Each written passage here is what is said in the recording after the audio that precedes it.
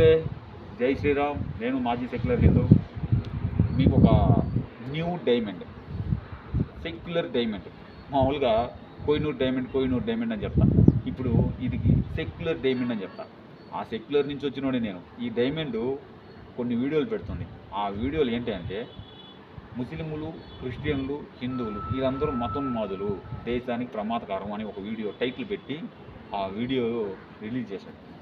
దానిలో పాస్టర్గా నటించినట్టుగా ఎలా సంపాదించాలి, పాస్టర్గా ఎవరిని మతం మార్చి ఎలా సంపాదించాలి అన్నది పెట్టాడు. మిగతా కొన్ని విషయాలు పెట్టుంటారు.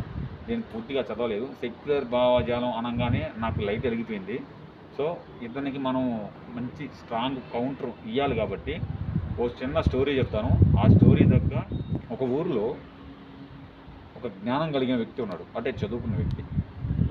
అదే ఊరికి చెందిన వ్యక్తి, చదువు లేని వ్యక్తి ఒక వ్యక్తి ఉన్నాడు. ఈ చదువు లేని వ్యక్తి దారిలో పోతుంటే వీడు మనల్ని ఏం చేస్తాడులే అని ఒక రాయి వేశాడు. వాడు చూసుకుని వెళ్ళిపోయాడు.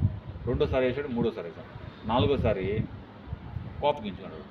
అప్పుడు ఇంకో నలుగురు, ఈ చదువుకున్న మూర్ఖులు ఒక నలుగురు వచ్చి చదువు లేని వాళ్ళని కొట్టారు.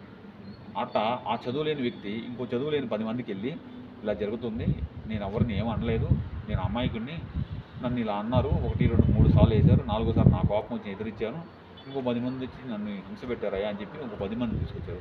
ఈ 10 మంది కలిసి కొట్టుకున్నారు. అట్లా కొన్ని సంవత్సరాలుగా కొట్టుకుంటూ జరుగుతూ వస్తున్నాయి. అయితే మధ్యలో ఇలాంటి డైమండ్ వచ్చి, మీ ఇద్దరి వల్ల దేశానికి ప్రమాదకరము, మీరు ఎందుకు కొట్టుకుంటున్నారు అని అడిగాడు. ఇతనికి మ్యాటర్ తెలియదు, చరిత్ర తెలియదు, కాబట్టి డైమండ్ అలాంటి మాటలే మాట్లాడుతుంది. అయితే ఇక్కడ మీరు తెలుసుకోవాల్సిన విషయం ఏంటంటే, ప్రపంచ దేశంలో ఏ హిందూ కూడా దేశాన్ని స్వాధీనం చేసుకొని మత మార్పిళ్ళు చేసుకుంటూ ప్రపంచ సర్వనాశనానికి గురి చేయలేదు. ఎవడు అలాంటి ప్రవర్తించలేదు, ఏ హిందూ కూడా ప్రవర్తించలేదు. ఈ భారతదేశాన్ని చాలా మతస్థులు, చాలామంది ఇక్కడ 2 మతాల వాళ్ళు ఈ దేశం మీద దోచుకొని చాలా వరకు బ్రిటిషుడు కావచ్చు, అంతకుముందు నవాబులు కావచ్చు, నలంద యూనివర్సిటీని కూడా తగలబెట్టారంటే అర్థం చేసుకుంటారు. అలా ఈ దేశం మీద పడి సర్వనాశనం చేశారు. అప్పుడు మనలో ఇందాక చెప్పాను, ముసలాయన చదువు లేని వ్యక్తి అని చెప్పానే, ఆ వ్యక్తి ఎవరునంటే అప్పటి హిందువులు.